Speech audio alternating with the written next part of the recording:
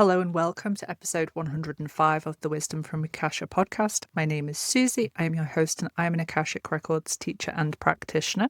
This week, I just want to give a reminder out that it's the last shout for the witch wounding class.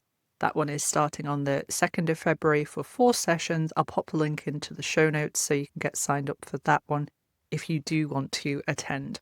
Today, I want to talk about questions, why we use them in the Akashic Records, what type of questions work well. And this comes off the back of a live I did recently on Instagram where someone had asked me, was it really important to get the words right of the question, or was it okay just to have the intention behind the question? They were struggling to really formulate a good question. So I want to answer that today because I think this is something that comes up a lot with people. I know sometimes people will think, okay, well, I don't even know what to ask. I don't know where to start.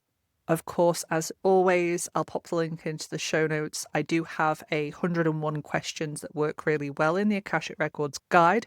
That's completely free to download and it covers lots of different topics. But I want to get into this today so you can feel more confident in formulating your questions and preparing yourself for your work with the Akashic Records, whether that's you working with the Akashic Records or having an Akashic Records reading.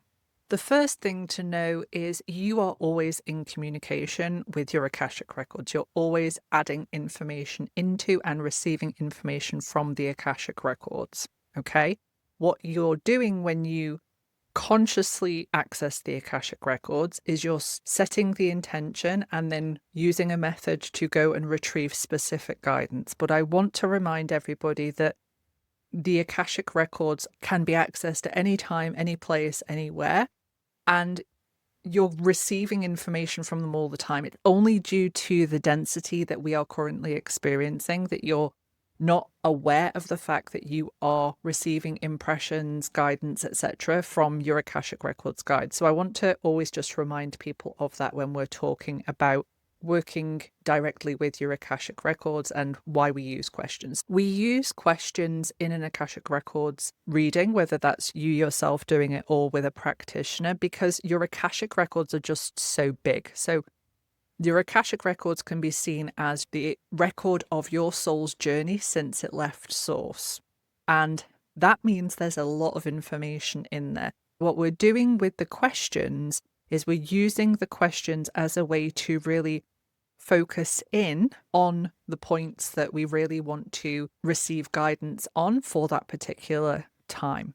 Now, sometimes people will get a little bit flustered around coming up with questions, thinking that the questions have to be big, profound life questions. So things like, what's my soul's purpose? And those questions, of course, do work in the Akashic Records, but the Akashic Records are just as good at helping you with just everyday life. So rather than thinking, I have to come up with these big, profound, life-changing questions, before you're going to go into the records, just sit and think, okay, what is it that I really need some guidance on today?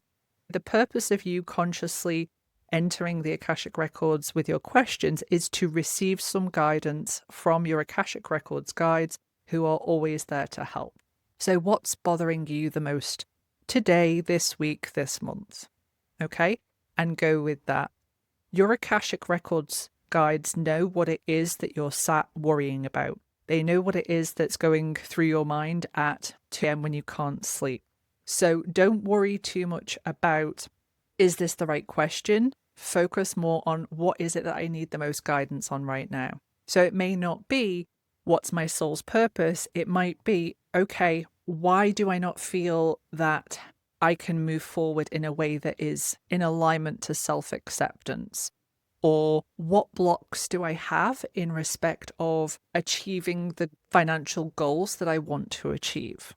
Doesn't have to be the big soul level questions, but you are going to receive an objective soul level perspective answer. Something else to consider is that when you're asking questions of the Akashic Records, you're looking for guidance, you're not looking for instructions. This is why we tend to steer away from yes-no questions. There are certain instances where yes-no questions are appropriate, But as a general rule, we want to steer away from the yes/no questions because we're looking for guidance. We're not looking to be told what to do.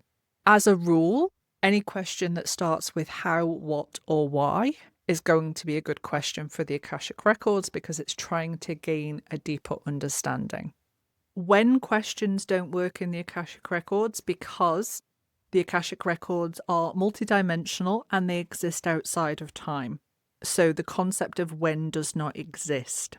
We also want to understand that the Akashic Records are not really about future predictions. You can absolutely work with future timelines and future timeline versions of yourself, but they're really about, okay, what do I need to know right now? Just because from a future timeline perspective, there's usually so many different factors that come into play in respect of that future timeline. It's more about understanding right now what guidance you need to receive to live in alignment to your highest timeline that's available to you right now.